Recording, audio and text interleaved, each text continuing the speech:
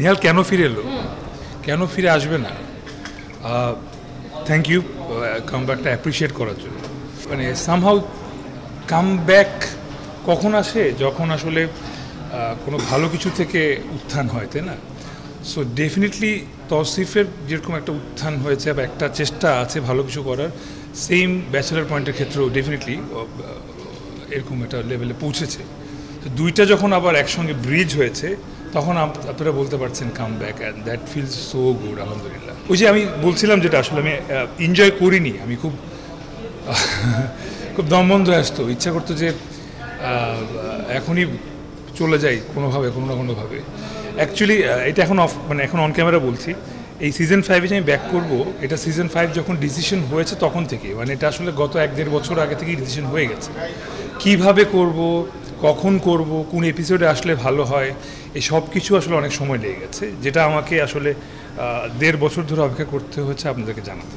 And একটু wait করানোর জন্যই হয়তো এখন এত সুন্দর করে অ্যাপ্রিসিয়েট করছে সবাই। সিনেমা নিয়ে আসলে এখনও সত্যি কথা বলতে আমার অনেক অনেক অনেক ইচ্ছা আছে, সিনেমা করতে চাই, সিনেমা করব, এটা আগেও অনেকবার বলেছি। কিন্তু যেটা হচ্ছে যে ব্যাচেলার পয়েন্টে ব্যাক করলাম, অলমোস্ট 15 মান্থসের একটা জার্নি। সো মাত্র ওদের 4th মান্থ চলছে, আরও 11 মাস আমি জার্নিতে সংযুক্ত হলাম। সো এর মধ্যে আসলে সিনেমা নিয়ে ভাবছি, যা হবে পরে হবে অবশ্যই, বিকজ এটা একটা কমিটমেন্ট, লং কমিটমেন্ট, যেটা আমাকে আসলে অনেক সময় আমাকে এখানে দিতে হয় প্রতি মাসে।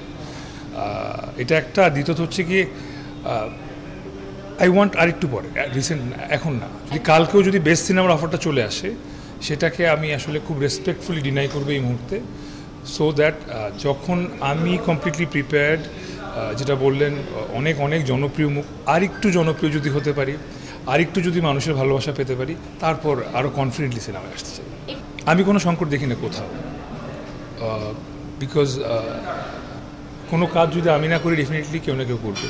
সিনেমা যদি একজন হিরো টার্ন ডাউন করে, ডেফিনেটলি কোনো না কোনো আরেকজন হিরো করবেন, হিরোইন করবেন। সো লাইফ গোজ অন, কারোর জন্য কোনো কিছু থেমে থাকে না। সংকট কোথাওই নেই আসলে, আমাদের দেশে তো মানুষের অভাব নেই, বরঞ্চ কাজের সংকট আছে, মানুষ অনেক আছে, আর্টিস্ট অনেক আছে। ক্রাশকে স্যাক্রিফাইস করা না, আমার সংসার ঠিক রাখতে আমার কোনো কিছুই কষ্ট করতে হয়নি, কাজ আমার সহধর্মিনী ইজ সো আন্ডারস্ট্যান্ডিং।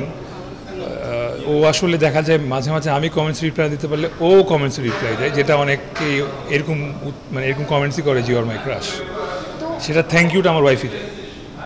একজন একবার আমার পুরনো টি শার্ট চেয়েছিল একজন, এটা এটা আমি জানি না মেয়েদের একটা বিষয় কি জানি। আমার আরেকটা জানার ইচ্ছা যে এই যে তাসিফ মাহমুদের এই সৌন্দর্য, এই ফিটনেস, এত হ্যান্ডসাম লুক, সে কি করে?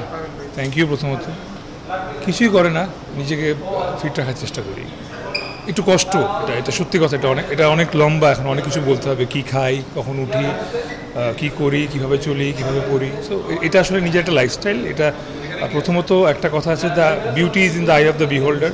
আপনি বলছেন আমি এত হ্যান্ডসাম, তার মানে আসলে আপনি নিজে একজন সুন্দর মনের মানুষ দেখে আমাকে সুন্দর বলছেন। দ্বিতীয়ত আমি চেষ্টা করি নিজেকে ভালো রাখা, সুখে থাকা। সো আলহামদুলিল্লাহ, Allah has been very kind. Last মান্থে Khoabnama went really good, and এটা নিয়ে আমি অনেক অ্যাপ্রিসিয়েশন পেয়েছিলাম। এইবার আবার ব্যাচেলার পয়েন্টের একটা সুখবর, একের পর এক সুখবর পাচ্ছি এবং দিতে পারছি আমার অডিয়েন্সকে। সামনেও একটা ছোটোখাটো সুখবর আছে, সেটা আসলে এখন না দিয়ে নেক্সট মান্থের জন্য একটু ওয়েট করলে ভালো হয়।